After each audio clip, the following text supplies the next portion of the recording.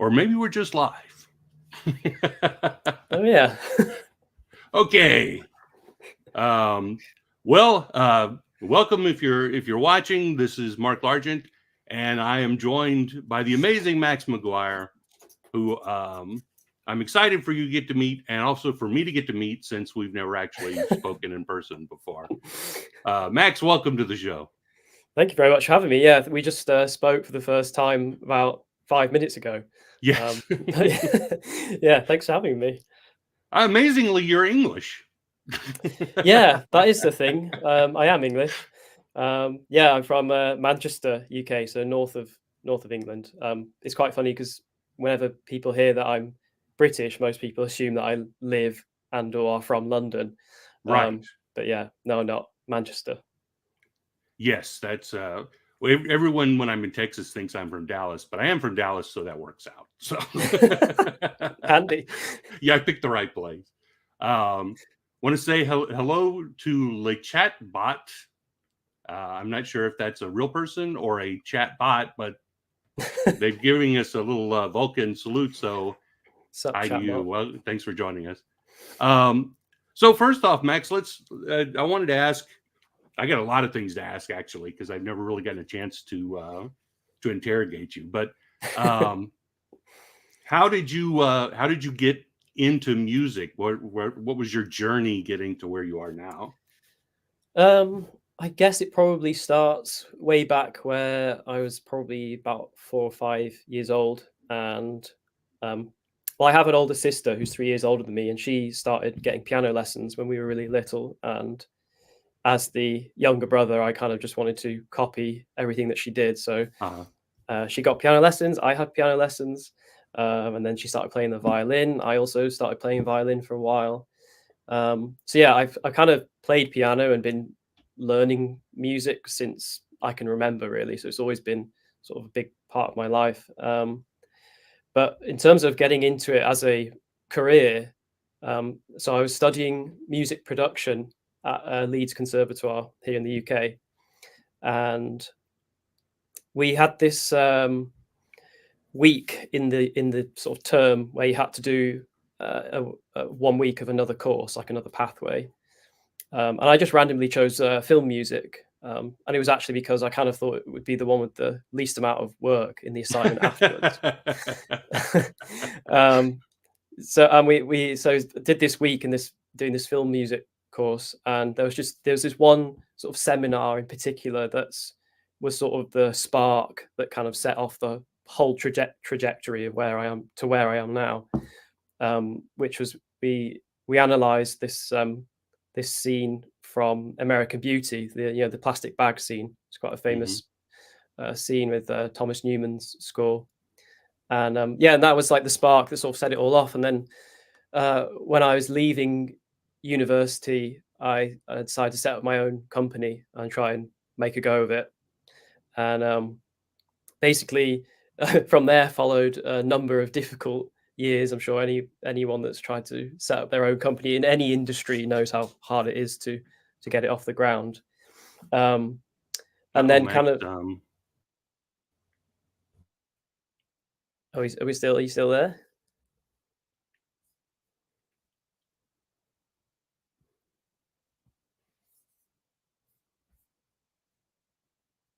I don't appear to be able to hear you anymore. I think well, it says you're muted. Oh, hello. Oh, is that working? Yes, I can hear you. Okay. Now I can't hear you. So it's going so smoothly. Let me check my sound. I'll mute and then I'll unmute. Oh, I am back. Somehow it lost connection to my microphone and then to my AirPods, but now they're both back working. Okay, so you were saying that there were lean years while you were first after you got out of university. Yeah, and then basically it all sort of turned around where I met another composer called Stephen Barton, who I still work for today, and I kind of became his assistant, which sort of involves working on all of the stuff that he works on. and that kind of turned everything around, and that led to working on all the things that I have worked on. And I've been with him for 5 years, and yeah, planning on staying with him for as long as he'll have me, basically. Awesome. So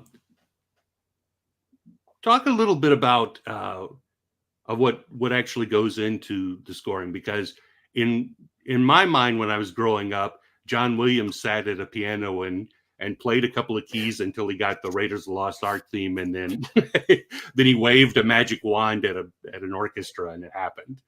I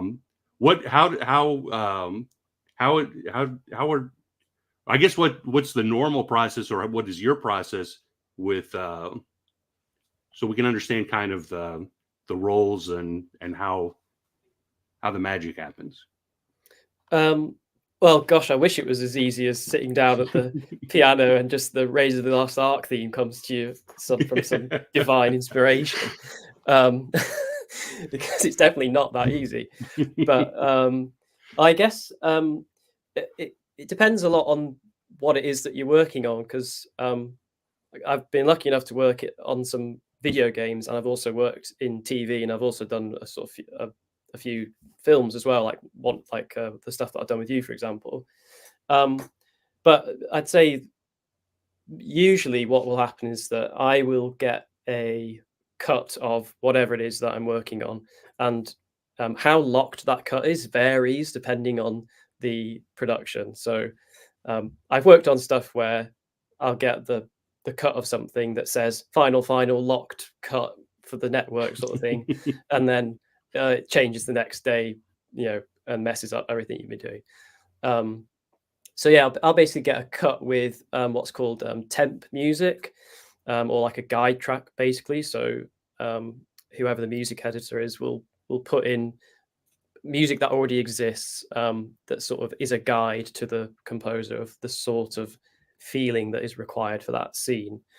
And that process in itself can be quite a long process, because you have these things called spotting sessions, where you sit down with like the showrunner and like other people involved in the project and talk about each scene individually, and where the music needs to start and end, and what it needs to say and how it needs to say it.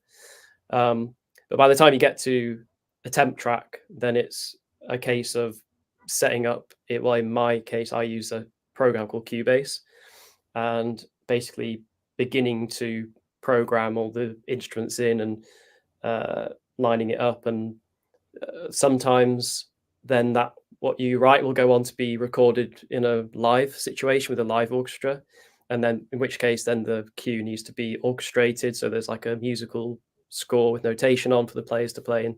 And other times it'll just stay like a programmed thing. And yeah, and because we have access now to really good realistic sounding sample libraries, so we can make stuff sound pretty realistic, but you still can't beat a live orchestra. So I know, talk a little bit about the cool things that you worked on, and a lot of that has involved you doing the orchestrations. How complicated a process is that? Because to me, I have no clue how that would even be done. But we should mention that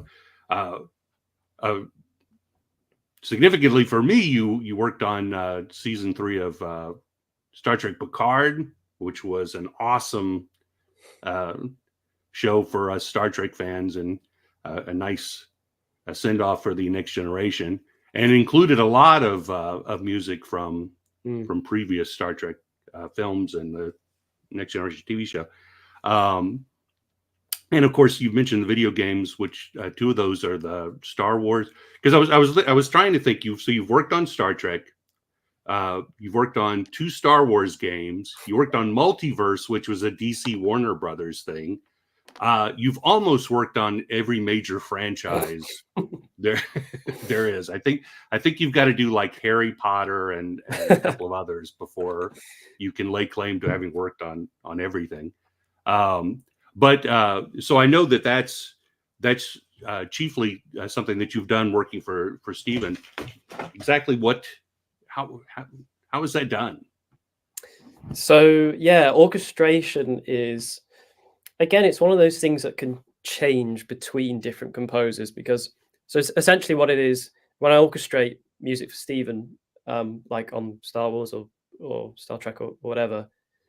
Basically, so he will sort of write the cue, the music for the scene in a sequencer like Cubase or Logic or whatever, and then basically I then take that session, which is made up of MIDI, which is kind of like data that we input into the sequencer to tell the sample libraries which notes to play and in what order and velocity and stuff like that.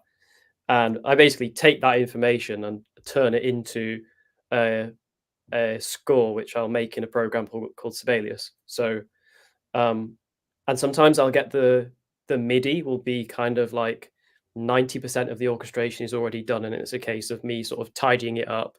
And then I also have to basically input all like the dynamics and like the articulations and any sort of like performance direction that the orchestra needs to know about how to play it, basically.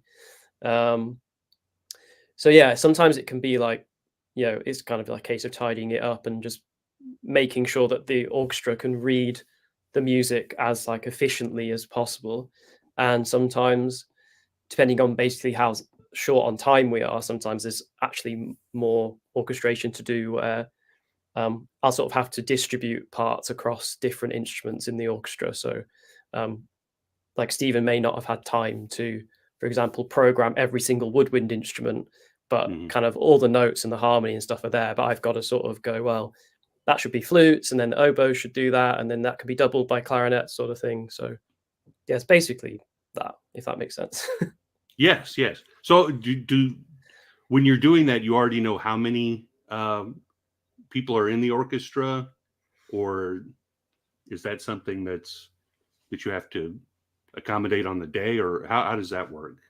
Yeah, so we already know in advance what the size of the orchestra is going to be, because especially when it comes down to like the brass and the woodwinds, like we need to know obviously how many like flutes we're going to have, how many clarinets. Is it going to be like 2? So basically like triple woodwinds where there's 3 of each one, or doubles. But we know all that in advance because the orchestra and the studio has to be booked so far in advance that we know sort of the lineup beforehand, and that's really useful because then you can sort of bear that in mind whilst you're actually writing it as well, because it stops you from writing something that would be basically impossible for the orchestra to play, because you'll know I have 2 flutes or I have 3 flutes. Yeah. So is that like budgeted early in the process, or I mean, do you have like if you were actually composing for a film, would you need to know the size of the orchestra before you even started writing? Yeah, it definitely helps. I mean, it can be tweaked. It's not a disaster if it turns out you can't have as many players or you have more players. It can be quite easily fixed, like in orchestration. But yeah, these things are always sort of done far in advance. And for example, on Picard, we'd had 10 recording sessions, one for each episode, basically. Okay.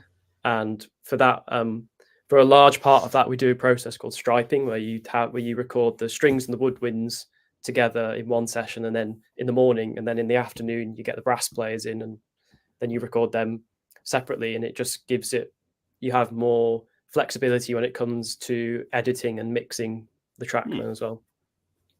Yeah, I was going to ask how long a recording session would have been for something like that. So if you're doing one per episode, how long of a recording session is that for basically an hour show?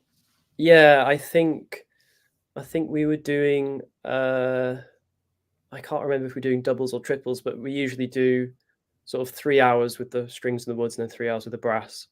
Wow. So kind of 6 hours. But on when we were doing Jedi Survivor, we were doing like triple sessions. So we were doing 3 lots of 3 hours in a day, which can get pretty tiring after a while.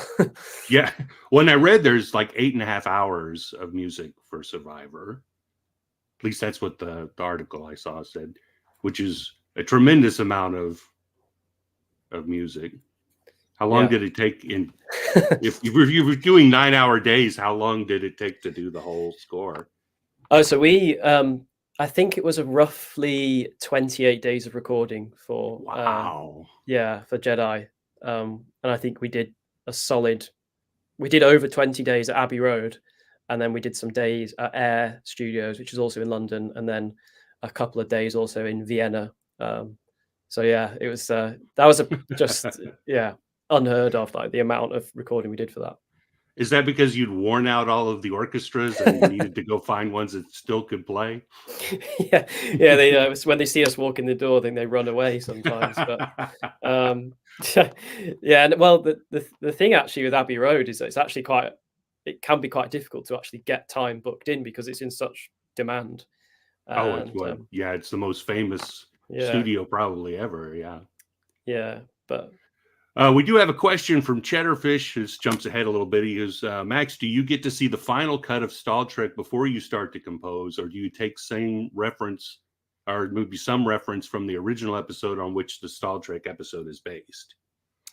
It's both, actually, because we're kind of doing it the same way that we did City on the Edge of Foreclosure, where kind of Mark is sort of like ahead of me animating it, and then as Mark finishes each scene, then I sort of come onto it and then sort of start to add the music, and we can sort of go back and forth like that. But and also I think like you've been temping it with a lot of the original score from the original episode, so there's been quite a lot of influence taken from that, which I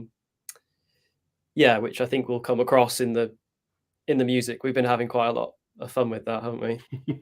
Yes. I think if I can figure it out, I think we can sneak peek a tiny little bit of the score from with pictures. So I'm going to try to make that work. But you know what? Let's actually jump into Star Trek, since we were going down that road, and we're probably going to run out of time at some point. But how did you find out about City on the Edge of Foreclosure? It was I think I saw it on Kickstarter. And it was because I was kind of I tend to sort of trawl through Kickstarter every now and then and just see if there's anything that sort of catches my eye as something that like looks kind of cool, and I came across City on the Edge of Foreclosure, and I just kind of thought it was really funny, the whole idea of it, and it's just made me laugh because there's so much stuff on Kickstarter that takes itself far too seriously, and it's really just a trait of the industry. Everyone's very serious all the time, and I just really liked it, and I just thought it had a sort of a charm to it, and and I think I just emailed you and was kind of like, hey, like this looks really cool, like if you need music, then hit me up, sort of thing. Yes, one of my most fortunate days, because I'll end this, I'm sure, by praising you over and over again. But Max adds an enormous amount to the quality of what I do, because it's astonishing how much music in itself. We've got a quote from Mystical One here, who said, "We must not forget that the music was part of what was great about Star Trek," which is absolutely the true. It's true with almost any film, but definitely something like Star Trek. And I do remember that when you contacted me, you had actually already worked on a Star Trek fan films of sort. You worked on Star Trek Renegades. Yes, I did. I think that was, I can't remember what year that was, but I think it was a couple of years before. Yeah. And so you contacted me, and now with we mentioned with City on the Edge of Foreclosure that we work differently, because I think I originally asked you, I said, hey, do you want me to send you the scenes as I go, and you were like, no, send me the whole thing when it's done and we'll go. But the world conspired to make that different. And this was, I want to say I started animating in March of 2020. So right before COVID hit. And so my memory of it is you said, okay, look, I'm stuck in the house. Go ahead and send me some stuff.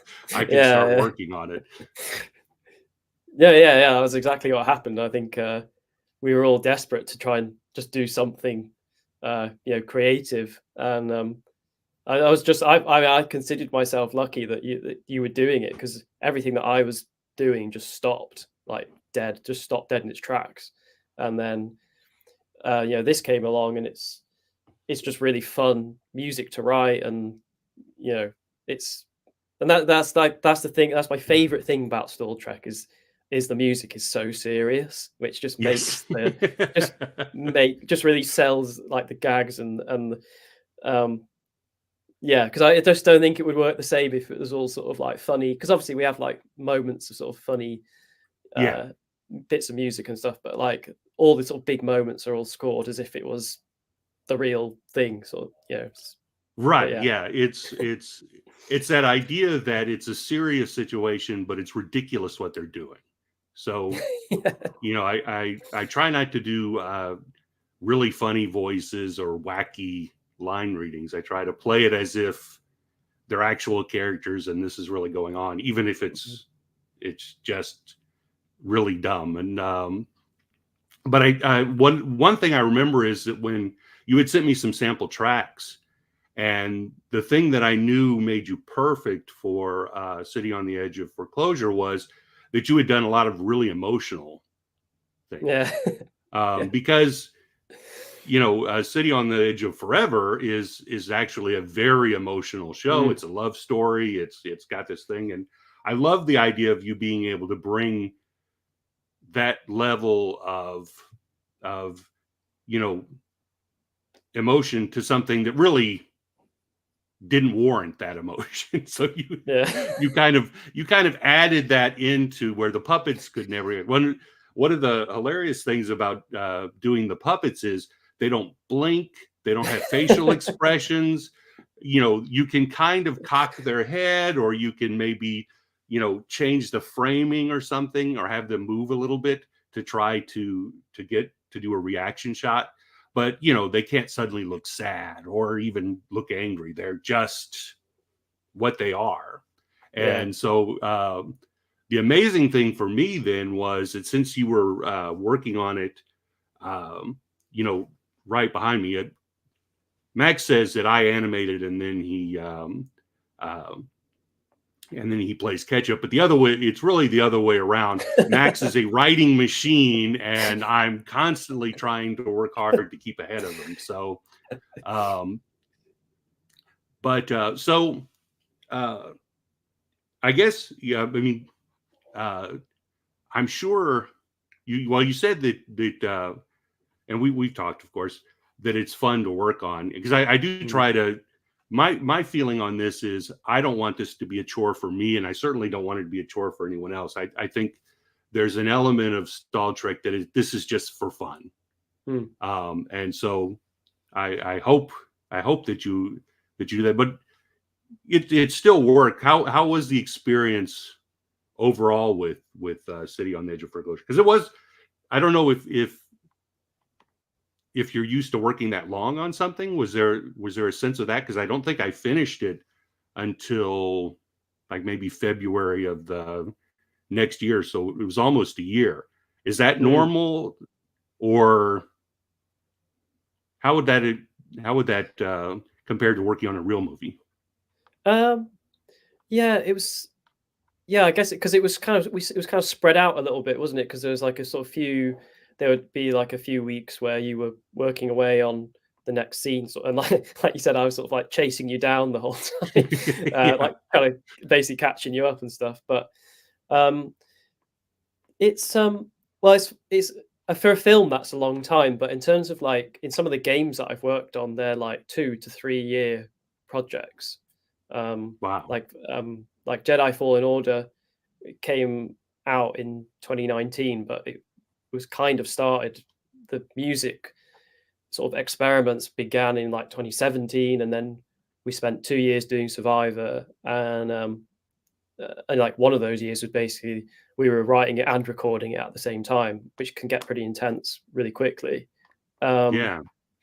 But no, the thing with Star Trek is that it just reminds me of kind of why I kind of wanted to do this in the first place. Because like you said, it's one of those, and like this is a really rare thing, but it's one of those things that's being made because some people want to make it and they just love doing it. Because a lot of things that are made for financial purposes, basically, Right. because that's at the end of the day, that's the bottom. There's a bottom line, and it usually comes down to and there's all sorts of things that come. I've worked on stuff that has really great budgets and like support and stuff, but there's negatives with that as well. With the whole sort of corporate side of stuff, and this is just like it's just it's like you said, it's fun, and it's the reason why I got into why I wanted to write music, let alone do it for like a living. So yeah, every time I come into the studio and I know that I'm doing that for the day, it's it's a bit easier to get up in the morning. It's just because I know I'm coming to do something that is just, and like because you always you give me pretty good creative freedom with it as well, where it's kind of you usually just kind of let me do my thing. Yes. And well, I can't really ask for much more than that, really. So yeah, going to say Gustavo here says, thank you for doing this interview. It gives me a deeper appreciation for what you guys do. Nice to see you, Gustavo. I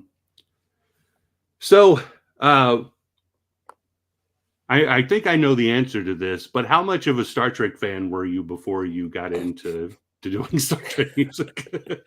I'm not sure if I should say, because I might be attacked or hunted down or something. But no, I knew very little about Star Trek, and actually my first exposure to it was actually doing that other fan made one called Star Trek Renegades, although I don't think it was called Star Trek Renegades. Yeah, they at the very last minute had to strip all of the Star Trek out of it. Yeah. But yeah, so that was like the first my first exposure to it, and I was really lucky actually. I got to meet Nichelle Nichols and Walter Koenig as well Wow. at the premiere in LA, which was really cool. And yeah, and then my second exposure to it was The City on the Edge of Foreclosure, and then obviously then I watched the original, and I was like, oh, this is really interesting. And then when I found out that I was going to work on Star Trek Picard, I remember emailing you this sort of like trying not to tell you what it was that I was doing, but also asking you what I should watch so that I have a deeper understanding of the show, and aside from season 1 and 2, basically.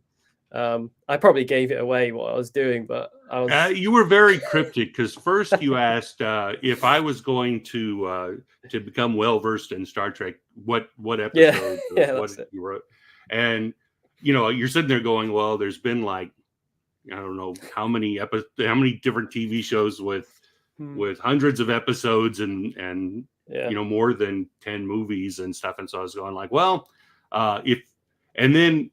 so I should play from my point because I'm trying to figure out what it is you're doing. You had wanted to focus on the next generation, you had said, or at least Picard. So but at this point, season 2 of Picard had not come out. So there'd only been one season of Picard. So I thought, well, is he working on season 2? So I remember giving you a lot of episodes with Q because I knew Q was going to be in season 2 of which of course didn't help you in any way, I'm sure. No. But and then when they announced that I think it was the same person from the first season of Picard was doing season 2, I thought, well, that's not what it is. And I'm thinking, is it like a big Star Trek video game or something? So I had it in my mind for a long time. It had never occurred to me to even think that it was season 3 until I came across a thing, and I do want to ask you about this too, because this is funny. In Star Trek the Motion Picture, the V'ger stuff had this noise that was made by this guy's homemade musical instrument, the blaster beam. Yeah. He had said that he had been hired to do season 3, and he mentioned Stephen Barton, and I was like, Yeah. So now I knew that it was going to be the Return of the Next Generation, and I said, wow, Max is working on this. I hope it's good. And then but I was convinced V'ger was going to be a part of it. It didn't make any sense why V'ger would be, but I said, if you're bringing this blaster beam, surely one of my great friends, Mark McGuire, and I love Star Trek, and we used to ride around listening to the soundtrack to Star Trek the Motion Picture, Jerry Goldsmith, and the Klingon music incorporated the blaster beam. So I could literally go to my friend and I could go bum bum bum bum bum bum bum bum bum bum bum, and he would go ow. Yeah. So we would do it back and forth. So I was convinced it was going to be V'ger, but it was not. So from your perspective, how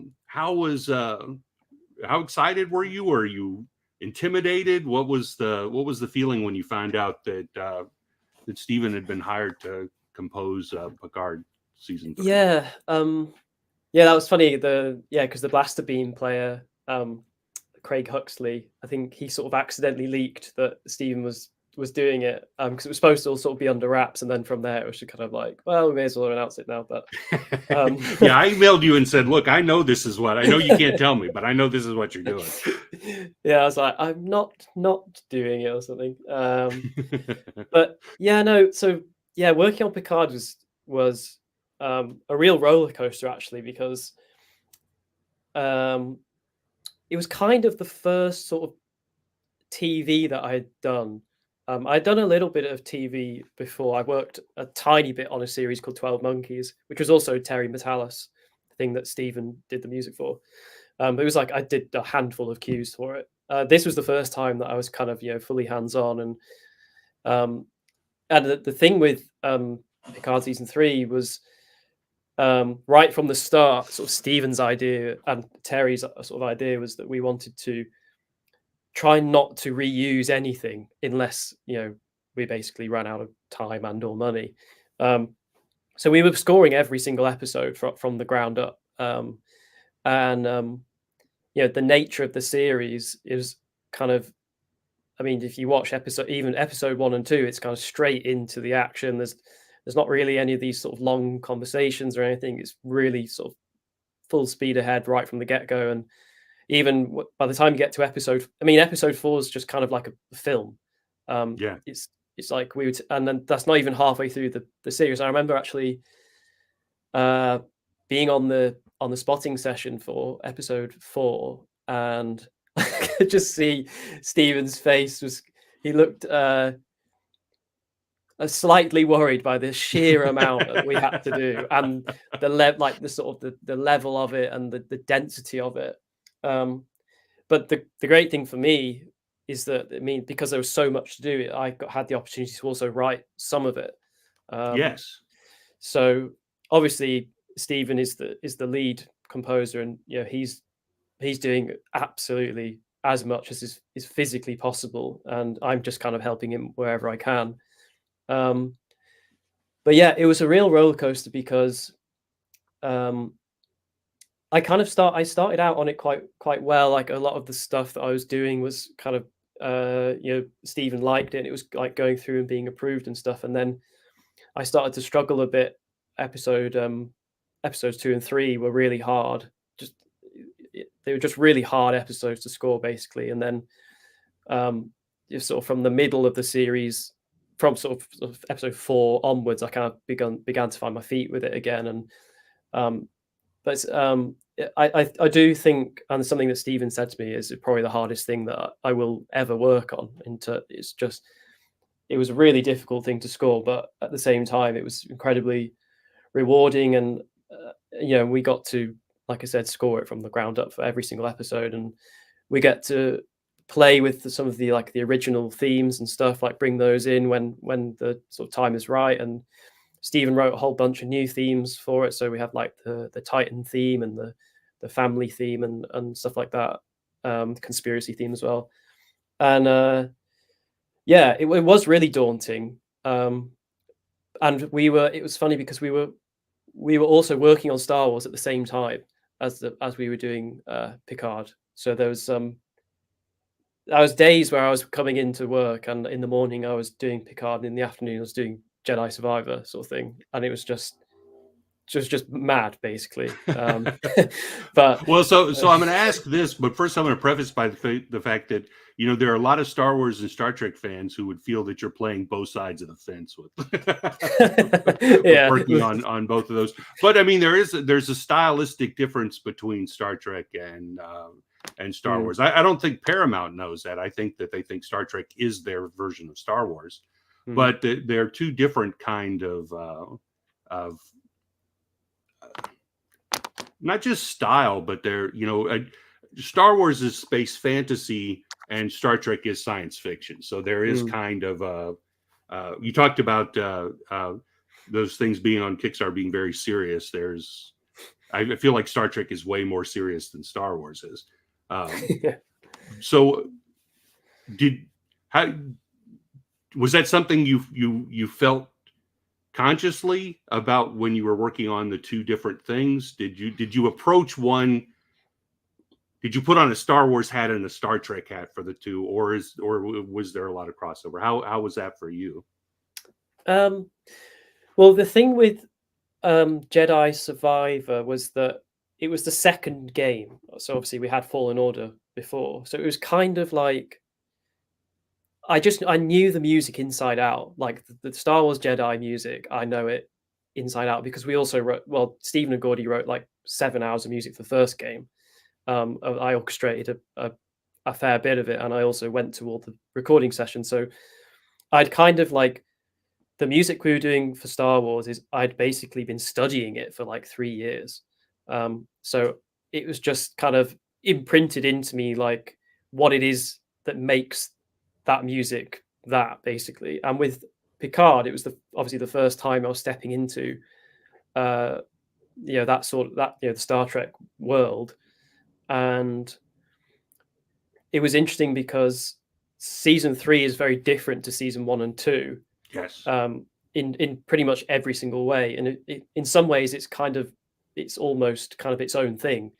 It's season 8 of Star Trek: The Next Generation. Yeah, exactly. Yeah, I would agree with that. And so the thing with that, it was kind of like we needed to find our feet with it and kind of figure out what it is, what is it about this score like that's gonna make it good, and how are we gonna differentiate from season 1 and 2, but also keep it linked in, but kind of also do our own thing with it. And obviously because we knew the sort of the arc of the season when we started, so there was kind of also we had that in our minds as well. But also the thing with Star. Oh yeah, there you go. Got the LP. This is the first set. There'll be a second set. Yeah, I tell you what. Hold on, I can one up you. One sec. Uh-oh. Yeah.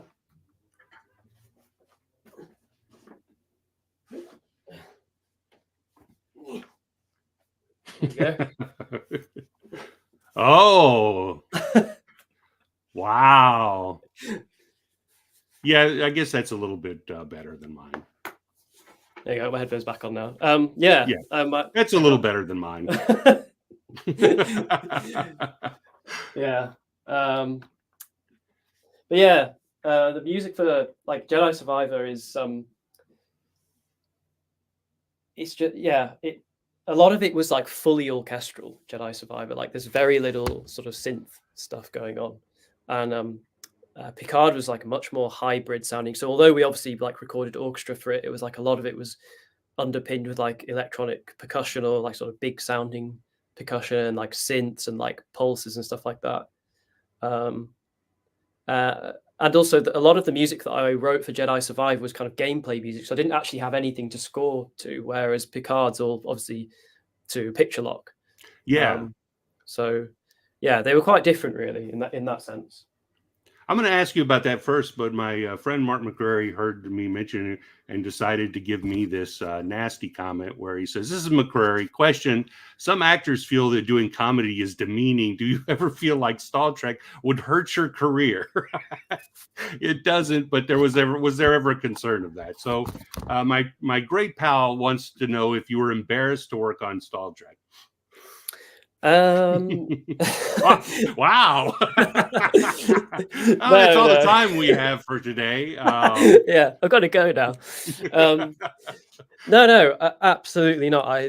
I love working on Star Trek, and the thing with Star Trek is that I get to write music that is 100% me, and on Jedi, on things like Jedi and Picard, obviously. I'm not the lead composer, so it's not my vision from conception sort of thing.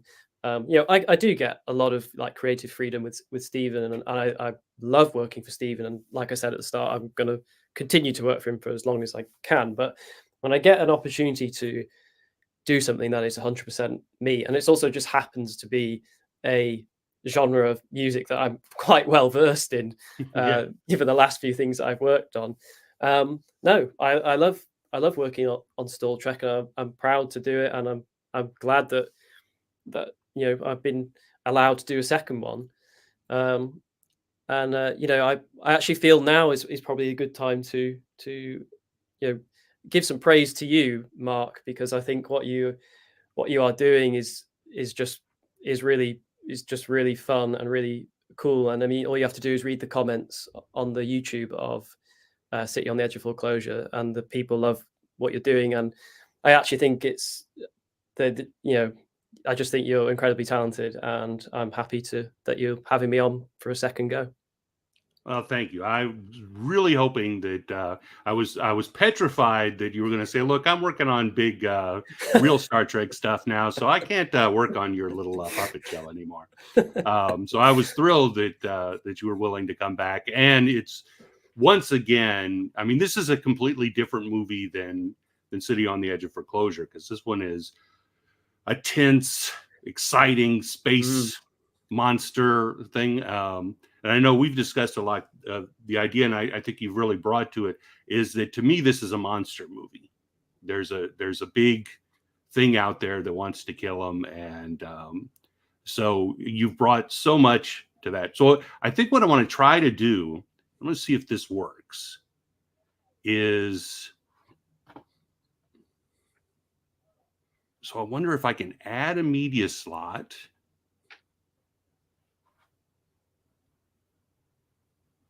I'm interested to hear which cue you've chosen, actually.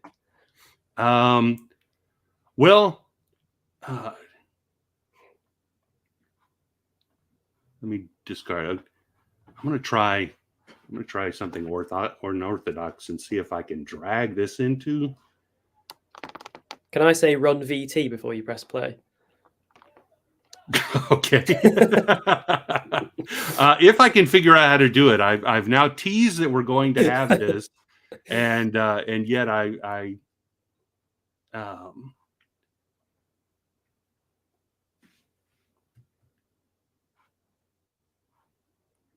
so it's saying Shift 6. Shift 6. It's not doing anything. Golly.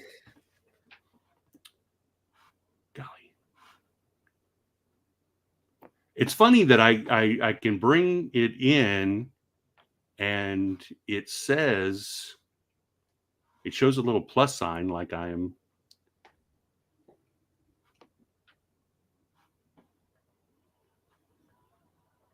Oh.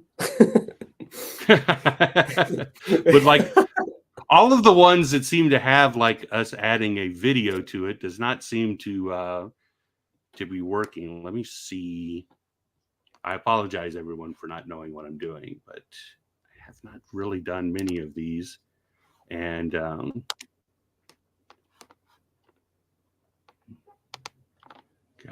cancel. Add a media slot.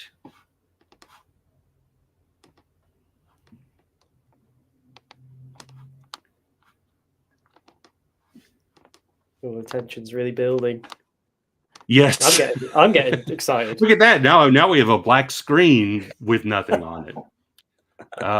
This isn't the film. As you can hear, Max's score is exciting and thrilling. Okay, I'm going to see if I can play with this a little bit and maybe figure it out.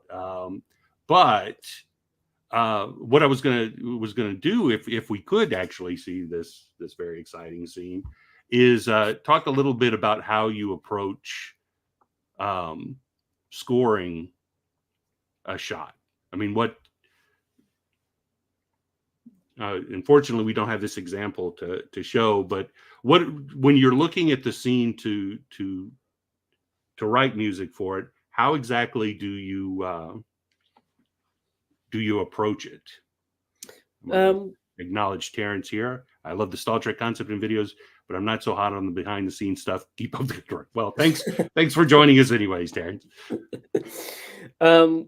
Well, I guess a lot of it comes down to the temp, really. And actually, you're really good at doing putting temp in, because sometimes the temp can be kind of misleading or kind of just doesn't really work. But in this instant, it serves two purposes. First of all, because obviously we're making a parody, so it's useful for me to hear the original music, because sometimes I'll take inspiration, or I'll try to sort of bring some of the things that make that the way it is into what I'm doing.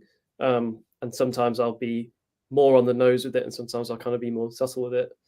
And then it's kind of the first thing I'll usually do is figure out the tempo, like what the tempo needs to be for the start of the scene.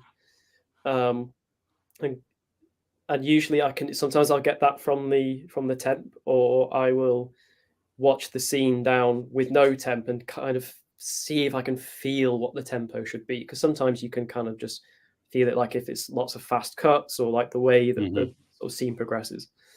And then once I kind of got the tempo in, and like I've got my sequence is starting at the right, like on the right frame, basically, I'll kind of just go from there. And like some people will sort of map out the entire scene on like a piano, and do like a piano sort of guide track. I don't tend to do that as much. I tend to kind of just immediately start.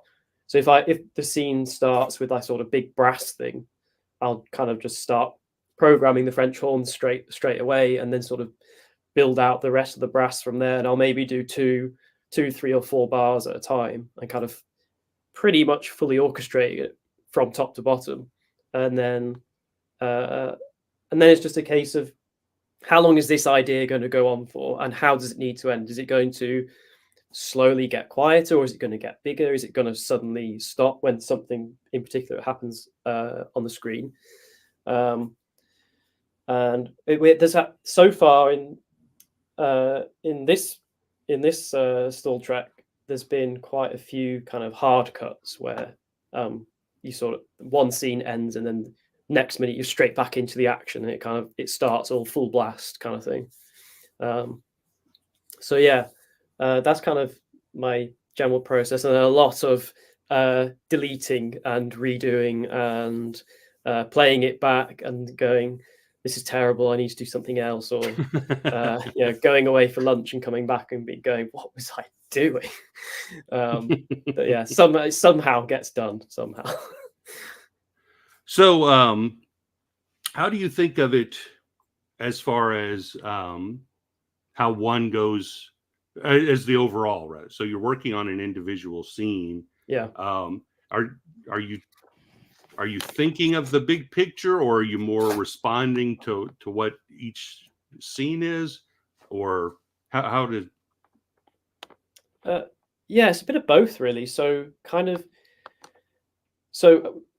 of the fun things with this is that when I did City on the Edge of Foreclosure, I kind of wrote a kind of Star Trek theme, like a fanfare kind of thing. And like, that's kind of like the theme for the show, it's kind of, I use it in multiple different ways. So I'll use it if I use it like in a major key, it can be like for like a sort of triumphant moment. I can also use it in like a minor key to make so it's I can use it for like a moment when they're in danger or they're doing something ridiculous.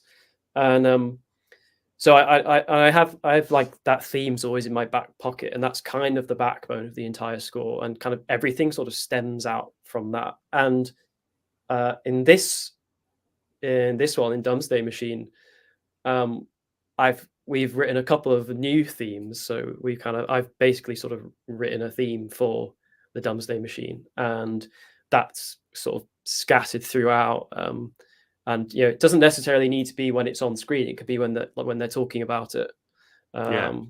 So yeah, so like I obviously do each scene is a separate piece of music, but I try my best to sort of connect them all by these like themes or like certain instrumentation.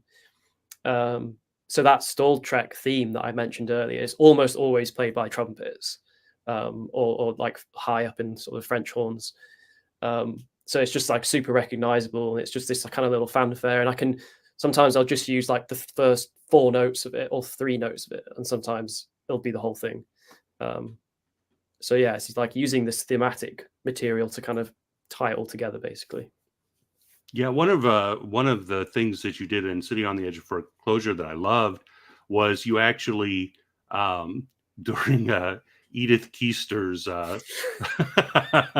supposedly build-up speech, which was actually just putting everyone down, you brought in just a little piano music, which I loved, because it and again, you played it as softly as if what she was saying wasn't terrible. And that was so perfect, because I love that it's almost like we're like you're working on the serious real movie, and I'm working on the cartoon version of it. But it works together. I love that. That was one of my favorite scenes, actually, from City on the Edge of Foreclosure, when she's doing that speech. Because like I played it so serious. It was almost like we were taking the mick out of them. It was kind of like it's it was. I loved how that piece turned out, and we put it in the end credits as well. Yes. But yeah, I'll have to see if there's a chance to bring it back in this one. But yeah, it's a good bit. But no, yeah. So that was great, and so I'm thrilled because, like I said, I think this one thematically is so different than City on the Edge of Foreclosure, and you've been blowing me away. People are going to be very thrilled when they hear it. Although I wish they could hear it now, but I cannot find any button that seems to let me, which is frustrating, because I know that when I went into this, it seemed like that was going to be an easy thing to do. But there's a present video file. This kind of seems like something that would happen in Stalled Trek, to be fair. Yeah, exactly. I have found it. Let's see. I'm going to add it to the stage. I'm going to pause it and bring it back so that you can say roll VT. You know which scene. This has no dialogue, but it's just Max's score, and it's also not been leveled in any way. So if it blows out your speakers, it's Max's fault, not mine. But yeah, so let's actually watch a little clip and hear some of Max's music. I'm so excited that we get to do this.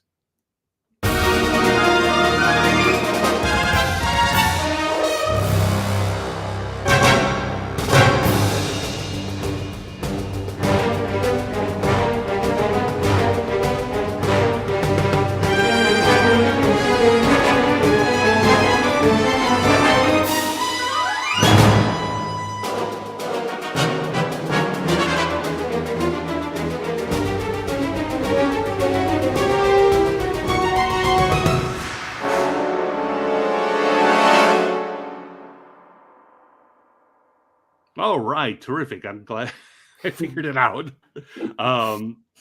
Yeah, so that bravo again. It's really thrilling to have it, because it is, you know, I do try to find tip score. Get a that's fantastic. Thank you. But the tip score, I try to find shots that are tracks that have to do with the sequence in the episode, but it still is kind of a disconnect. So when I get the tracks from you and can put them in there, it's just like, oh, that's more exciting than I thought it was. And it's been a great boost for me. It definitely, I like this style of working. I don't know if this is a good fit for every kind of situation, but I really do get inspired as we're going with this, rather than I think if you go through and do the entire thing and then come back, for one thing, I think I would fall in love with the temp score, and that would be hard to. That does happen a lot. Yes. But so doing this, I don't have the temp score for very long before I get the real score, and I think we're about 4 minutes away from the end, and if you have any last words, I think we should do this again. I think there's a lot more we could still talk about. Any final thoughts from me? Yes. Final thoughts? No, I'm looking forward to doing the rest of it, because I have almost caught you up again. So yes, yeah. I tend to go brightly and then burn out and crash. Yeah, I've got to get back on the wagon again this weekend, because Max is catching up fast. I do know you've said that the last scene was very complicated, so I'm wondering now if I can make more complicated things to slow you down, to give me more breathing room. But yeah, no, the last two have been really hard actually, because there's so much going on, and like especially when it transitions a lot from inside the ship to outside the ship, it's quite difficult musically to get that right. But yeah, I'm excited to do the rest of it, and I'm excited for people to see it, because I think it's really funny, and there's been bits of it that made me giggle quite a lot. Thank you. All right, well, Max, I will forever sing your praises. I hope that I'm done doing whatever I want to do before you become so rich and famous that you won't be able to give me your time, but maybe you can throw me an assistant or something to work on my stuff. You know, it sounds strange to say it after so many years, but it's so nice to get to meet you, and you as well, likewise. Yeah, this has been a lot of fun. So I am going to go ahead and end the stream here. I want to thank everybody in the chat for being part of it. And if you're watching this after the fact, please leave questions in the comments. I think Max will come and check too if you have any questions for him. And live long and prosper, everybody. Goodbye.